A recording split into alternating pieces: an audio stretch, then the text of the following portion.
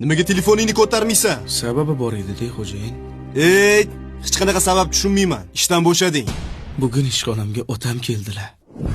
O'g'lim, Mani qo'limdan birinchi marta ovqat yegilari kelibdi.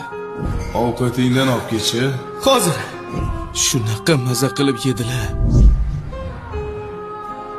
Otam meni duo qildilar. O'sha payt telefon qilib qoldingiz. Yaxshimi? Javob bera qol, o'g'lim. Yo, gapiravering. To'g'ri tushuning, xo'jayin. Otamning gaplarini bo'lib qo'yib, telefoningizga javob berishga imkon topolmadim. Kuch topolmadim. Menga qara ukam. Mana shu Said Kabab bugundan boshlab saniki. Seni hurmat qilardim.